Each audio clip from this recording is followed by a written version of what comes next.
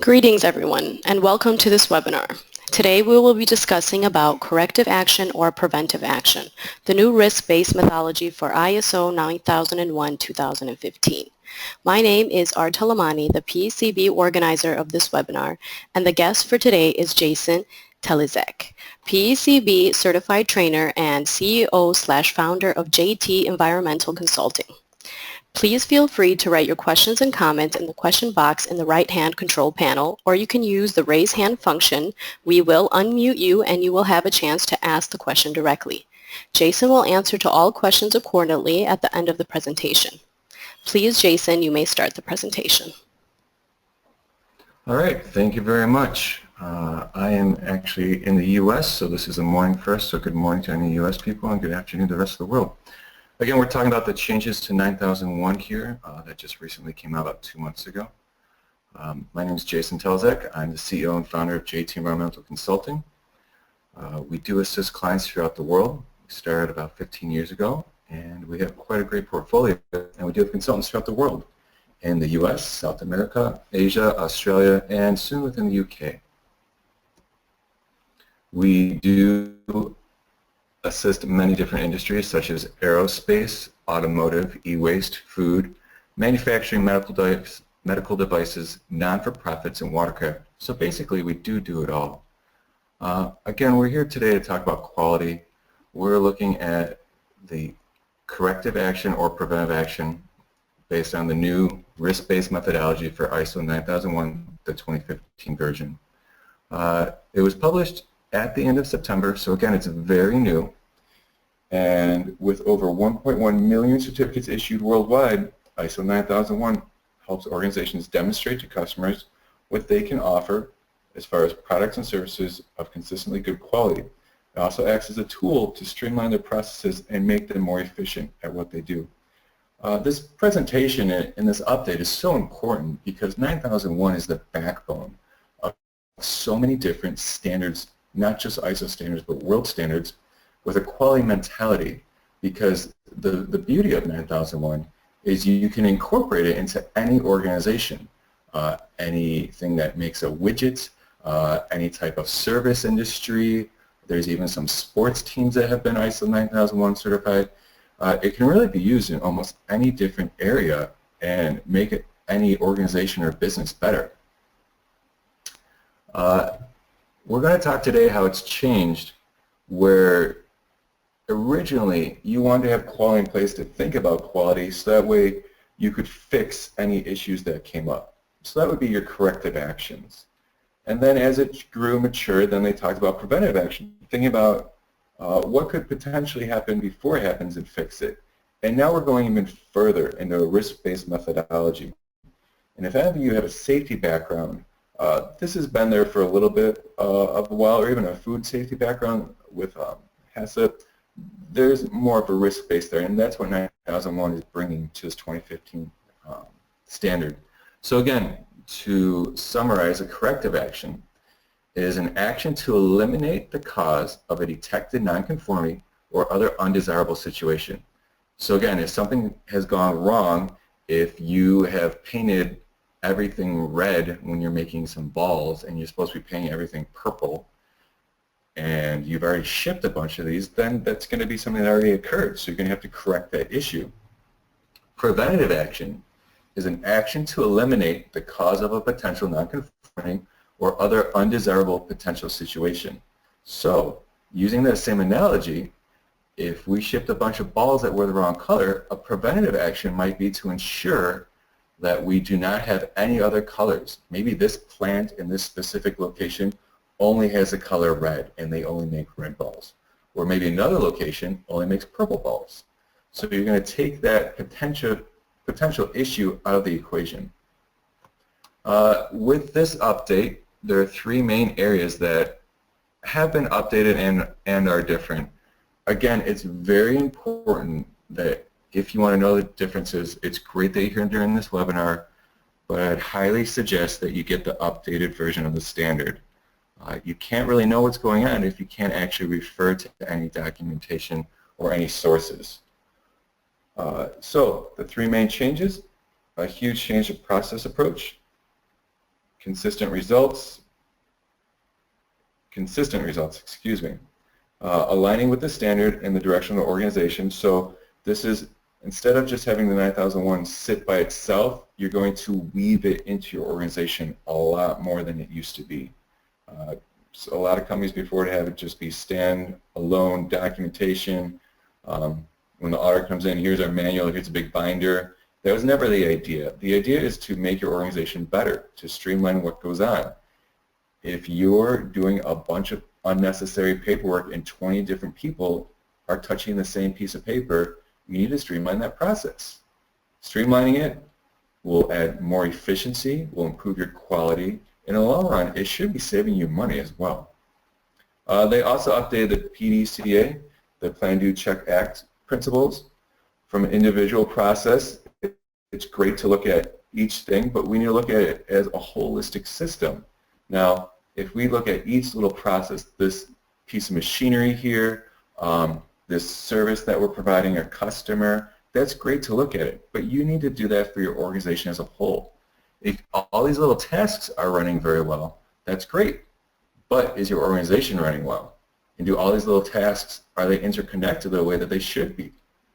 You know, you could have an amazing team, you could have an amazing product, but if everyone's not working together, it's not going to, you're eventually going to fail. There's eventually going to be a quality issue. And again, the biggest one, we're going to risk-based thinking. Preventing undesirable outcomes, non-conforming products and services before they happen, thinking about them. I always tell people, or our clients, think about those really scary movies that are just, make no sense, where everyone goes, that would never happen in real life. If one bad thing leads to another bad thing to another bad thing, and it's the worst outcome possible, that could potentially happen. It's not just in a scary, odd movie. That could really, truly happen, and your business would fail. Your business would probably go out of business if it was a worst-case scenario. So do try to think about those. You're going to need to do more exercises before you implement new products, during new product cycles. And this is going to be an ongoing thing. Again, unfortunately, a lot of people get certified and they do not treat their systems as a management system. They just do work a few times during the year to stay certified. That's not the point here. The point is have good quality all the time. So let's talk about the process approach.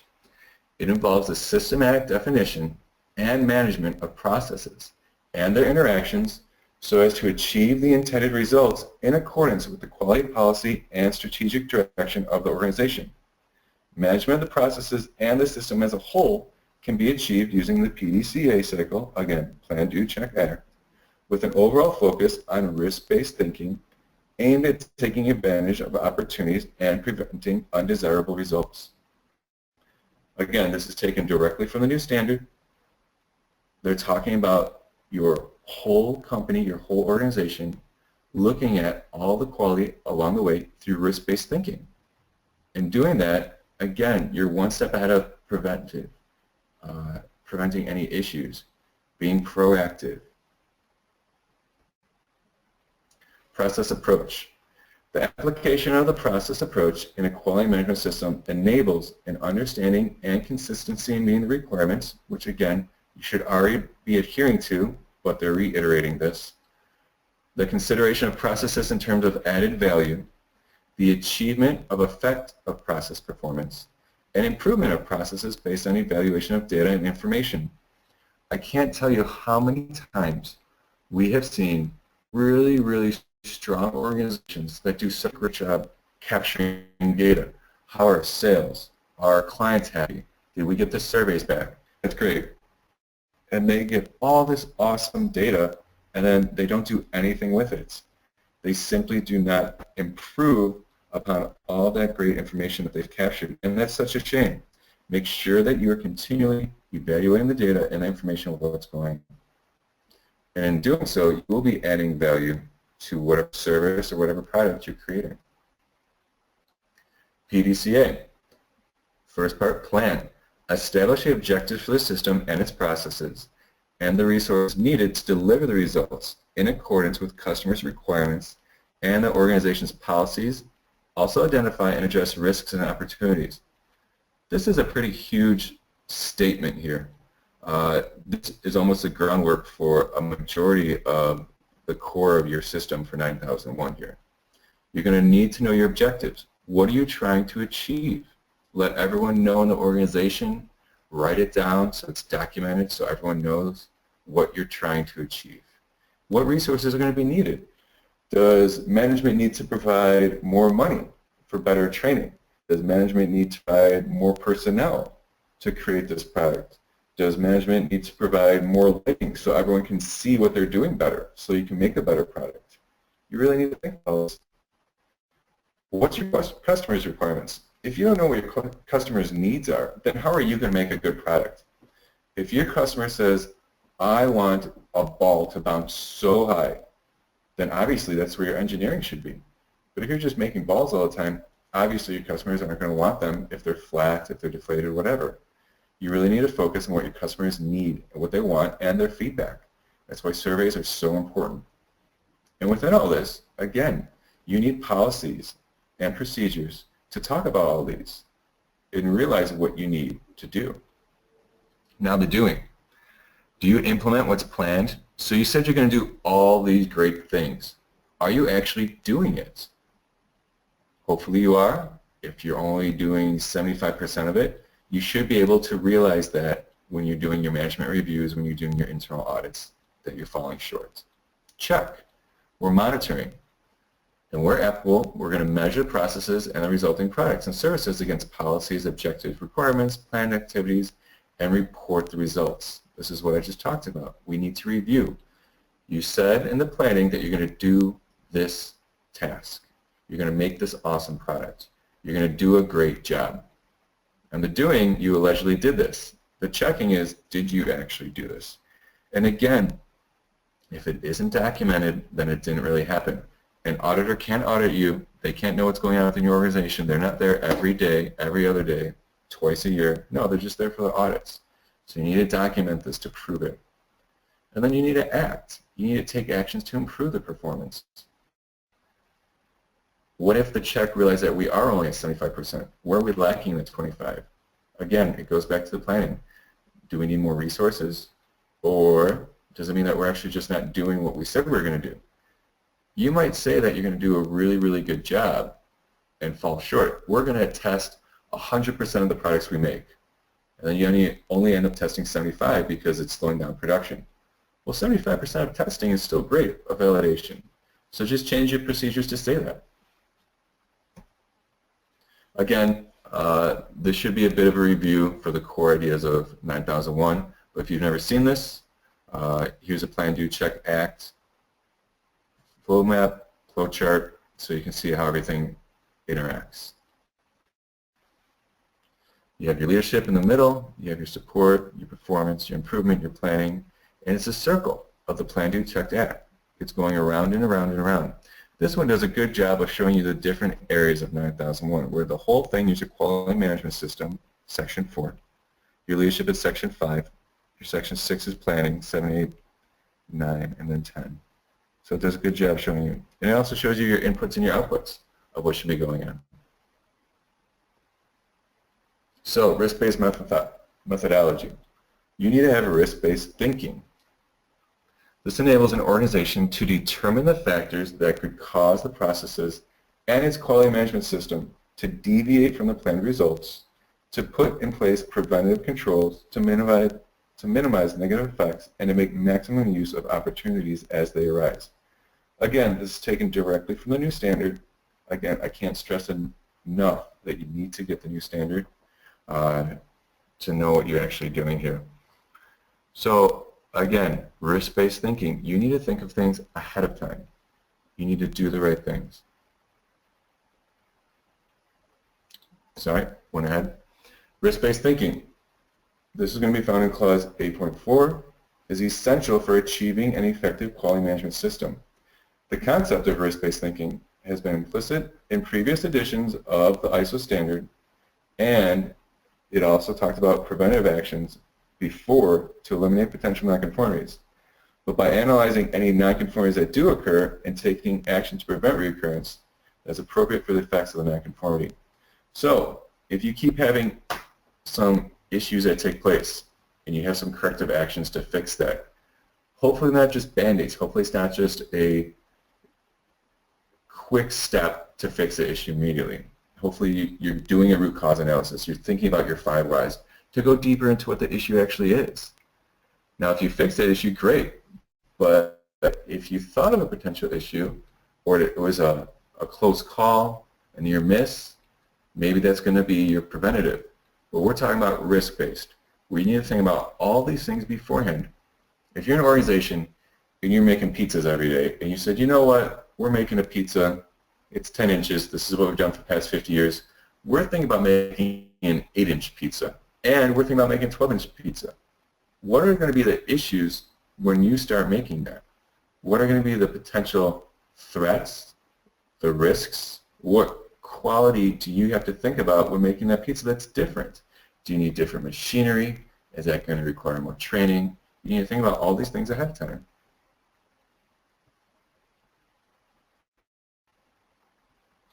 You need to conform to the requirements of the new ISO standard, and the organization needs to plan and implement actions to address the risks and opportunities. This is good. We keep talking about risk, but we're also not talking about opportunities. You need the opportunities that go along with the risks. What have you've thought about all the risks, but what are the opportunities here? If we make a different product and we do it better, is that going to mean that we're going to have to make more of that product? So are we going to have to actually up our distribution? Are we going to have to change the methodology of our work hours? Do we need 2 shifts? Do we need a night shift? Do we need an extra maintenance crew? Think of the good opportunities too. And addressing both risks and opportunities establishes a basis for increasing the effectiveness of the quality management system, achieving improved results, and preventing negative effects. Again, if you have a good game plan and you've thought of everything before it happens, ideally you should mitigate a lot of these risks. And if something does happen, hopefully you've talked about it. I said, what if there is a flood because we're located close to the ocean? We've already thought about that. We'll check the weather, we'll move this machinery, we'll tell all of our clients we're shutting down for 2 weeks. You need to think about these issues. Opportunities can arise as a result of a situation favorable to achieving an intended result. For example, a set of circumstances that allow the organization to attract customers, develop new products and services, reduce waste, or improve productivity. Actions to address opportunities can also include consideration of associated risks. Risk is the effect of uncertainty, and any such uncertainty can have positive or negative effects. A positive deviation arising from a risk can provide an opportunity, but not all positive effects of risk results in opportunities.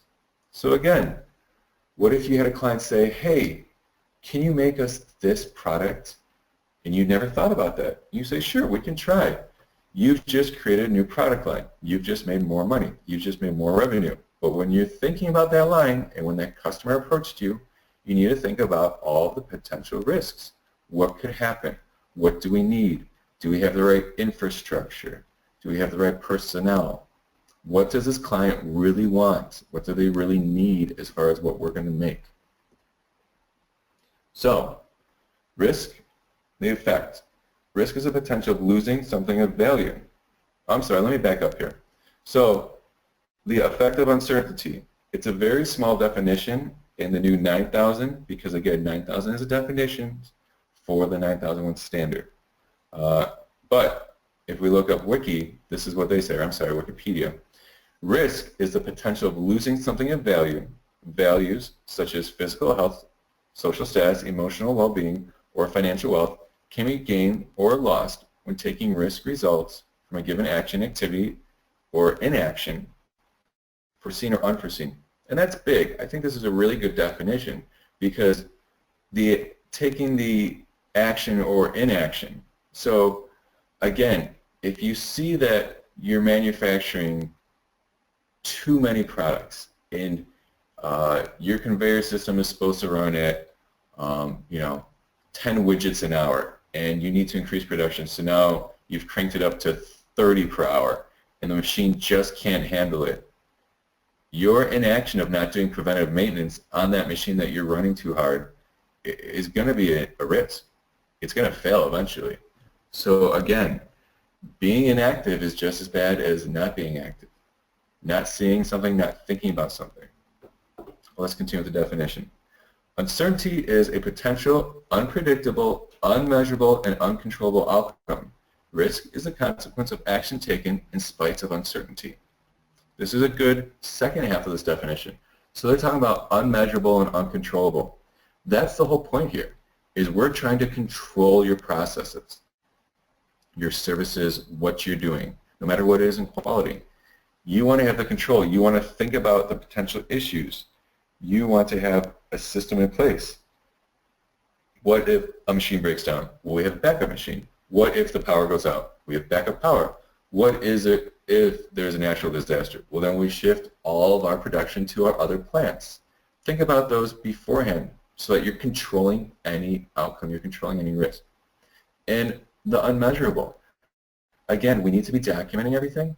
We need to be looking at what you're currently doing, what you could be doing, your feedback, and we need to be documenting all of this. So what does the Webster Dictionary define risk as? The possibility that something bad or unpleasant, such as an injury or a loss, will happen. Someone or something that may cause something bad or unpleasant to happen, and a person or thing that someone judges to be good or bad, choice for insurance or loan, etc. This definition is good. I like this first part where it says someone or something that causes something bad or unpleasant to happen. This is a big deal too. Do you need to worry about threats? Does your business operate in a certain industry where you may have potential threats, unfortunately? Are they internal? Do you have a disgruntled worker that could ruin your product? If you're making one certain color or something, could they throw something in there into that vat of whatever to change the color? Could they tamper with your products, or could really harm something if you're making food? And the same thing for outside threats. Unfortunately, the world is a scary place, and not everyone is a happy person. So is someone going to try and intentionally harm your products, your employees, disrupt your services? It could be something as simple as a peaceful demonstration for political reasons has the streets blocked, and now your product can't get through that route, and you're late, and your material expires. It's very important to think about all these potential issues. So, again, risk. It's a possibility of loss or injury, so peril. Someone or something that creates or suggests a hazard. The chance of loss or perils to the subject matter of insurance or contracts, the degree of probability of such loss, which we're going to talk about later, a person or thing that is specified hazard to the insurer, an insurance hazard from a specified cause or source, and the chance that an investment will be lost as a value, again from Webster. I'm sorry, we seem to be going the wrong direction there. We already talked about the risk from 9001 and what the new one is. So, what is the potential impact? What is the severity? How important is this, and how much can it affect your customers, your product, your organization? So, what's the impact? How large will that be? You need to think about that. And again, we need to document this, and we'll show that in a few coming slides, how to do that. And what's the probability or likelihood? Does it happen often? Again, if you're located by the ocean, is it going to flood? Is it going to be a storm annually? Is it a 100-year flood? What's the probability of likelihood if you're taking a certain route and the bridges get washed out? You need to look at that. So again, how deep could this harm your organization or product, and how often does that occur? So what you need to do is you need to create a risk assessment matrix. You can set up however you want. Some people have the numbers go from high to low or low to high. So on this one, we're looking at severity on the left. So catastrophic, we're going to rate it as a 1, critical 2, moderate 3, and negligible we're going to put as a 4. And what's the probability? We're going to put this as frequently, likely, occasionally, seldom, or unlikely. So everything in the red here would obviously be very, very negative to your organization, to your product, to everything as a whole. So when you break out your risk-based analysis and your thought process here, and you're actually either going through each process, each type of machinery, or your organization as a whole, this is what you're going to want to create here. So obviously anything that's going to be frequent and catastrophic, that'd be horrible. That's probably going to be a game changer for your organization. So that's going to be in the red. And then you have these things that might happen moderately in the blue. Maybe they happen, maybe it's pretty severe, and they happen every once in a while. So we're going to put that in the blue. And then your middle ground to not affecting you too much would be your greens, and then your whites would ideally be what is happening on a day-to-day basis because of your really good risk-based thinking steps that are in place so your organization is running a bit smoothly. So, risk analysis process, we're going to look at risk management, risk analysis, and risk communication. We're going to look at the identification, the measurement, and how the management of events which could adversely affect the impact of the organization. So, the identification, you need to realize what's going on here. You need to protect your brand. Anything negative in the press, social media, today it's insane. You could do nothing wrong, but if it's perceived as wrong, you could really be affected by social media. So you need to protect your brand so that way you keep making a good product, you keep having a great service, and it continues. Financial and non-financial. Think about that. Is it going to harm you? If you lose one client, okay, we lost a few $1,000s. But is that a big client where you're going to lose millions? Very important. Organizational factors. What's going to happen within your organization? Is it going to affect your workforce? If you lose a top management, can your company still keep moving? If someone leaves the organization, if they're fired, if unfortunately they pass away, how can that organization keep functioning? You need to think of each person within that, and that's why you should have org charts within your ISO 9000 to see how everyone is affecting everyone else. Your operational factors, if this piece of machinery goes down, if the power goes out, if this side of the facility we just can't get to, how is that going to happen? External factors, we talked about threats, but also that could be natural, and it could just be haphazard. Just be aware of it and think of any potential risk or issue that could occur. And again, staffing issues. See this a lot where someone may have an employee that just isn't doing a good job, and then we ask them, well, did you train them? And the answer is 50-50. What if they did train them and they're still not doing a good job? Well, then you need to retrain them. And if you retrain them again and they keep failing, then either you need to move them to a different position or you may need to fire them. And if they're doing a poor job and you say, well, did you train them? They say, no. Well, maybe that's a problem. Maybe you need to retrain them. Maybe they got hired 5 years ago and they started doing the wrong thing and they just need some retraining. Or maybe they were never trained initially. It can also be a big deal. As strange as this also sounds, make sure that that person is right for that task that they're doing. I can't tell you how odd it is to go into an organization, and I've seen this a few times, but one in particular where literally there's one person doing a process and they weren't very good at it because they just weren't built for that. They were physically short and the process was on taller tables and they couldn't reach. And then right next to them was an individual that was extremely tall working on a task that was made for a short person. It was very odd, and all we did was have them switch the people, and they're way more efficient. Risk analysis process to eliminate the risk or reduce the risk to an acceptable level. If everyone cannot work efficiently because it's just too loud within the facility, maybe you need earplugs. If everyone's performing a task and maybe they are worried that they're not going to do it fast enough, maybe you need to add more employees. It's very simple. Take away any levels of unacceptable quality issues wherever you can. Think about it beforehand.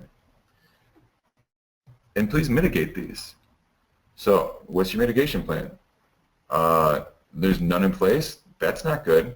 You need a plan for this. What happens if a hurricane comes through? We don't have any plans. Well, that's not going to help. There's a hurricane coming next week. Okay, well, let's do some planning. Well, we're going to shut down the facility. Great. And then when you're going to, do you have startup procedures? Do you have shutdown procedures? So that way all the equipment works and everyone knows what to do. And then if you do have a good plan, how are you going to implement that? Okay, our plan is to shut down the facility for a hurricane. Great. Who calls who? Who knows what's going on? You need to implement that. You need to complete the task. And then let's say that you did have a hurricane. You had all these great procedures in place.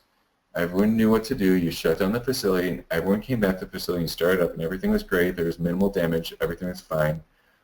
Does anything need refining? Was everyone informed right away? Did everyone know what to do? What were the logistics there? So refine it. Make it better. You need to define the responsibilities. Again, let's use the same analogy. So who's calling who? Who's emailing who? Is there an emergency set up as far as if the power goes down, if the internet goes out, how is communication going to continue? What are the action plans? What are the timeframes? Is it a 2-week shutdown, a 6-month shutdown, a 1 month? And what are your expected outcomes? If you're really shutting down for this long, how long can you get shut down and come back up to keep your clients, to keep making a good product? You're going to lose some material sources. You know, if you're making this widget and you need the materials from a local area, are they going to be depleted? If you're getting materials from somewhere far away, are they going to be able to get to your facility if the infrastructure isn't there? And then you're going to review and report and control these mechanisms. Again, you're going to think of every possible issue that could happen, every risk, and you're going to think of how to correct it or how to work around it. And again, you're going to evaluate the effectiveness of the actions that you take. So if you have put this in process, let's take a look at it. Or if you just run through the analogies and the planning, is this really going to work? You may have a great plan, but if it's unrealistic, then it really won't work. If you say, okay, well, we're going to shut down for 6 months and keep paying our employees even though we're not getting money in, do you really have that much money set aside? If you don't, then that's a great plan, but it's not going to work. Risk communication. Make sure you're communicating with all the interested and affected groups. If you don't tell everyone what's going on or what to do, how are they going to know how to do it? And make sure that they know how you're communicating. This is key. How do you communicate to your employees now? Do you have a message board up, a communications board? Do you post that in the lunchroom or the break room? Do you email that to everyone? Do you have a chat room? How's everyone aware? And make sure that it takes place throughout the whole risk analysis process. Each person in this chain that you're creating, they need to be aware of what's going on. Provide guidance on how the risk should be managed. You're going to have to tell these people what's going on. Provide information on the states and basis for decisions. Let your employees be a part of this. If they say, hey, why are we doing it this way? Why don't we do it this way? They may have a better idea than you do if you're in management. They do this day in and day out. Use them as a resource and let them know why you're doing what. So that way if they have a better idea, they can let you know, or just so that they're fully aware of what's going on. There needs to be a two-way exchange of information. Again, most organizations have suggestion boxes if anyone wants to inform management of what's going on and without any risks or without any potential issues of feeling like they might be judged. It's a good way to do it anonymously. Other organizations have call lines, emails where you can just email suggestions, whatever works best for you, but make sure that there is a two-way exchange of information. It's not just one-sided. And this will doing all these steps will enhance the understanding of the risk. Without communicating to anyone, no one's going to know. Again, you can have the best plan in the world, but if you're the owner and you've locked yourself in your office and you've created this great plan you haven't told anyone, it's not really great yet. It's just a good idea. It needs to be implemented.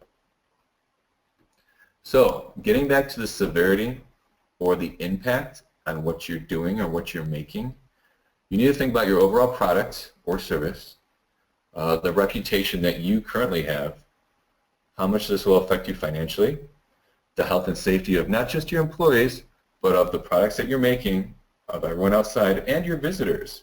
If you don't have a safe environment, you don't want your visitors to get hurt either. Social, or how much effect it might have on the community, very important. Media involvement. Make sure you have a spokesperson, and make sure that spokesperson is available and aware of what's going on. We just talked about the communication. They need to be aware of what is the game plan. What are we doing? Where are we within this process? Are we still in the planning stage? Has there been a crisis and we're acting on it? What's the next step in this crisis? So that way they know what to say. And legally, make sure that you're okay legally. So again, looking at all of that, we need to look at this chart again. If it's very bad, catastrophic, and happens a lot on a daily, hourly basis, that could be really bad in the red. If it doesn't happen that often, it's very unlikely. And if it's a negligible outcome, then if it's really not going to affect anyone, then that's going to be in the white. So let's define some of these things. So again, the severity. If we're looking at catastrophic or critical, this could mean the death of a person. It could be a very significant financial loss, like the company going out of business. You need to rate these once you make this chart. And again, you're going to rate it for your organization based on what service you're providing or what you're making or what you're doing. So not everyone's going to have the same thing. Maybe your product or your service has nothing to do with the death of a person. Maybe it has nothing to do with financial loss. If you're a government entity, you're probably not going to go out of business. But how is that going to affect everyone in a catastrophic way? Does that mean someone might not get benefits? You might not be helping someone? You need to do this chart for your organization. Again, an example, high, we're looking at extensive injuries to people. Maybe it's a bad loss where the company won't go out of business, but it's hurting and it needs to go look for investors. If it's moderate or medium, maybe there's some injuries that require medical treatment. Maybe there's a significant loss where no one's going to get bonuses this year, or you need to really be tight with the money. Low, you're going to have minor injuries or minor financial loss. Again, we're doing quality here. Low is good, but we want very low. We want negligible. We want no injuries. We want no embarrassment. We want no media coverage. We want almost no loss of revenue.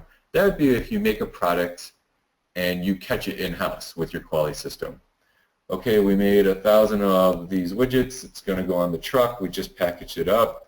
We have our final inspection, and oh no, our inspector on the final inspection saw that this is not acceptable. That's great.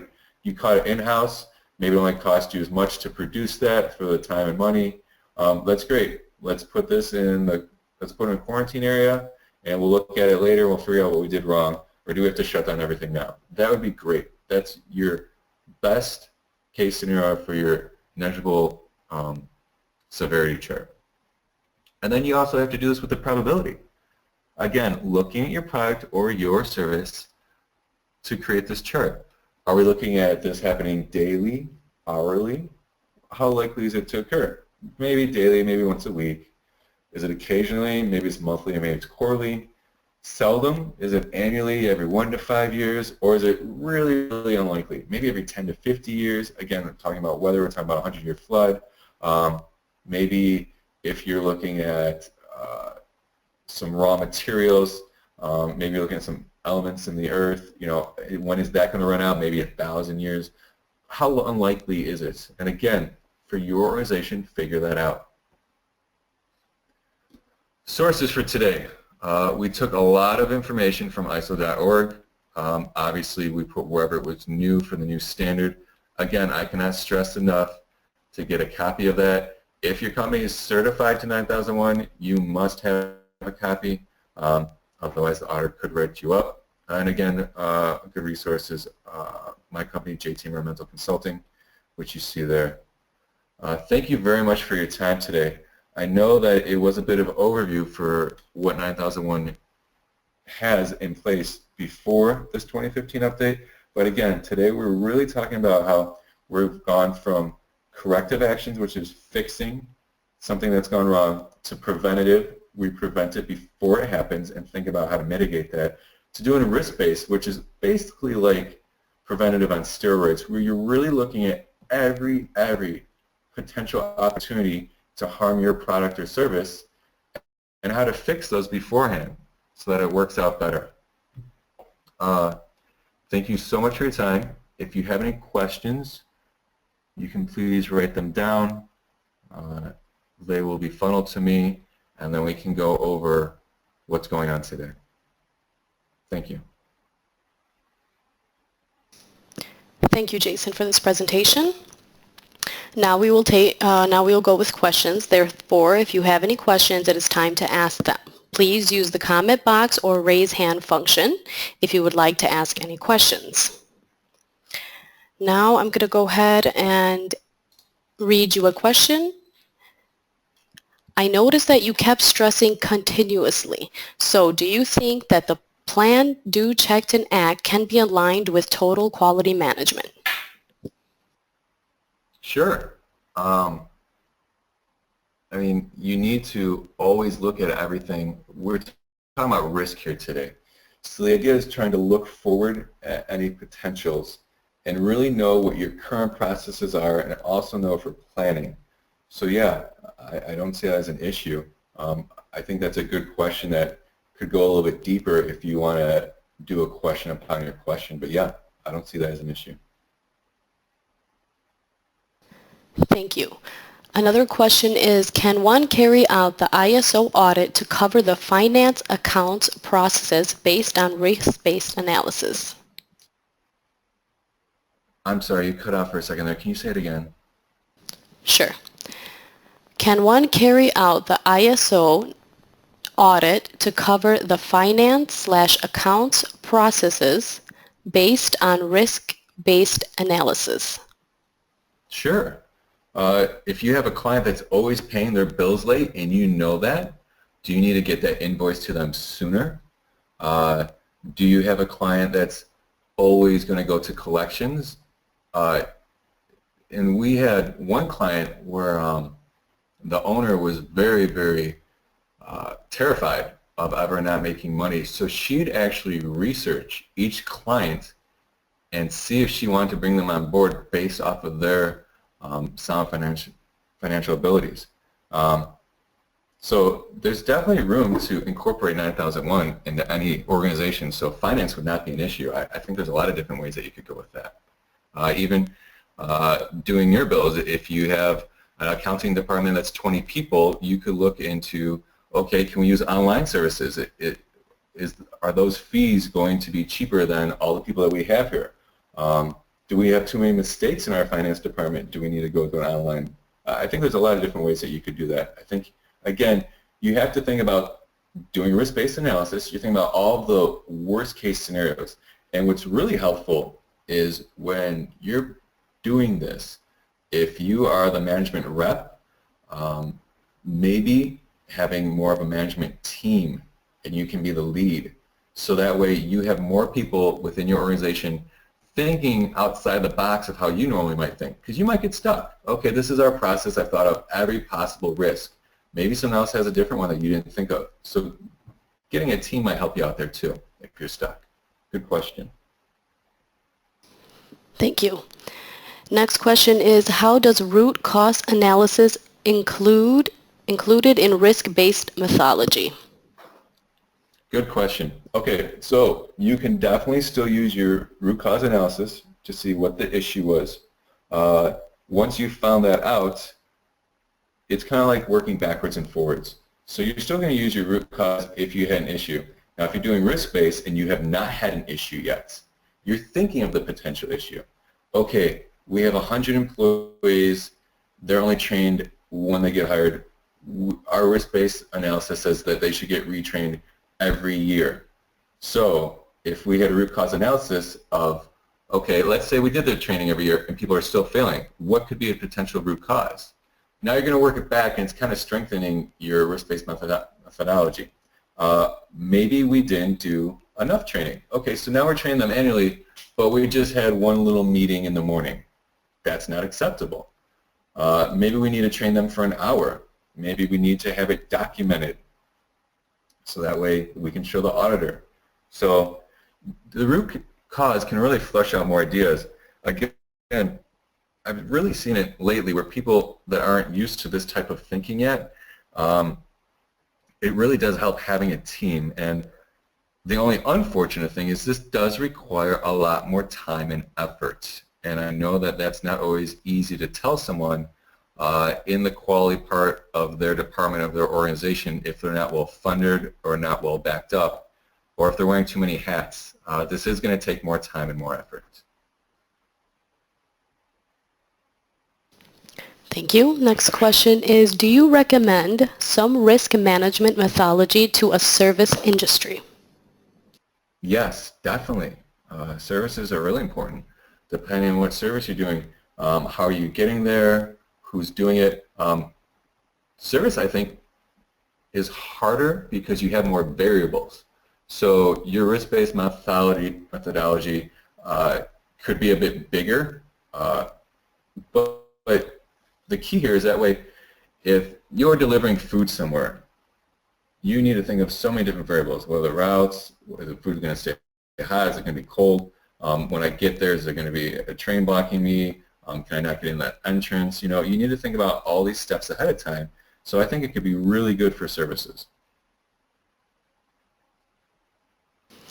Okay, thank you. Please can you, in one sentence, tell me what is the meaning of risk-based thinking as it applies to 9001-2015? Plan ahead.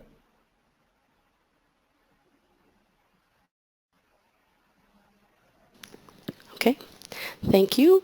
The next question is, do you think that from your experience that the main reason for the ISO 9001 revision is because of the need to enhance an organization's ability to satisfy its customers or focus more on customer satisfaction? You know, I think the revision had a few different ideas.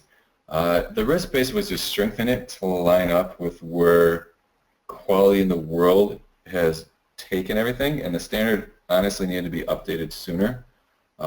It also makes more sense where if you're someone that's coming out of college, this is going to make so much sense to everyone that's been doing ISO for a little bit of time. It's just going to be a little annoying because you have to change your numbering system a little bit and change some words here and there, maybe within your policies and procedures. But it really does line up everything, and that way it can line up everything for the future. I think it does help with the customer service. That's always been a bit of a weak area depending on your auditor. You really do need to look at what you're doing, and they did stress that you need to know your product and to know your customers' needs. So yeah, I think that was a good catch. Thank you. Another question I have is, why do you think is the main reason why a quality manual is not included in the new standard? I think because manuals are getting out of hand before. That's a good question too if people weren't aware of that. So originally people would have these manuals that were huge, just insane, where it's basically all the procedures together. And then with the last 9001 revision, people began to understand that the manual should really just be a cliff notes. It should be kind of like the Bible. It should lead everyone to the procedures in your forms and your work instructions and your SOPs. I think that ISO getting rid of the manual was their idea to free up your system to not be kind of so locked in. Now the interesting thing is they said that you can still keep a manual if you so wish or if you have one in place. So obviously most organizations are probably just going to hold on to theirs, but for new organizations that have never been certified before, this really frees them up to not be so pigeonholed as far as what they thought that it should be or what their auditors thought it should be. I think that's where it came into play. I think it was a good idea, and again, I think it's also to line up with all these different standards. Not every standard says you have to have a manual. So now, instead of saying, okay, this is my 9001 manual over here, again, old school way of thinking, like it's a big binder in a room where now everything is electronic, obviously. 9001 doesn't want you to have one system for one standard, another one for another. It wants you to intertwine and weave it all together. So really, if you have a food safety standard in 9001, it should be intertwined. If you have 14001 for environmental, They should be all together. It should be one management system. And you should call it the quality or the QEAMS or the QHES, whatever it is. You want to incorporate it all together. And I think that was also the goal, since a lot of other standards do not require a manual. Thank you. The next question is, does the new risk-based thinking imply total discard of corrective and preventive philosophy in ISO 9001? No, not at all. Not at all. Ideally, in a perfect world, you'll never have an incident because you've thought of everything so well. But a quality management system is a living thing. It changes. If you had a perfect year with no issues and your ISO management system was perfect, and then because of that, you got more business, so now you have more product that needs to move through your facility, there might be more issues if you guys don't change anything. If you had all the same exact system in place and you only worked 40 hours a week with 40 employees making 40 items, and now you double that, your system's not going to work. You're going to have to change that. So there is still corrective actions, there still is preventative action. It's just that we're taking it to the extreme and trying to supersede that so that way those do not happen. But unfortunately, they may. Hello, sorry about that. I'm having some technical issues. I'm going to go ahead and read that again. Can organizations still maintain their CAPA register together with the risk register, or does the risk methodology supersede? I don't see why you couldn't keep both. You know, obviously you need to incorporate together, but I don't see why you wouldn't be able to do both.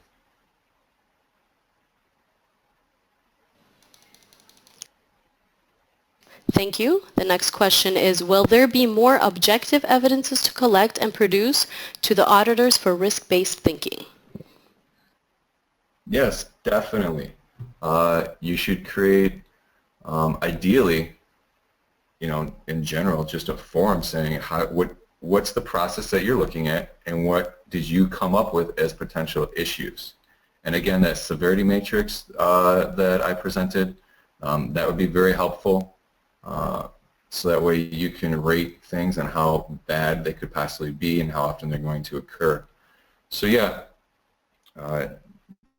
at the least, you know, create a quick form and fill it out for every process that you have, every service that you have, and every product that you have, and maybe every piece of machinery that you have, just as a good baseline. And that should put you in a really good spot. Thank you. The next question is, if the ISO 9001-2015 process approach a basis for a QMS, why not pontinate the risk-based approach to the operational risk management? You can. I don't see why you wouldn't.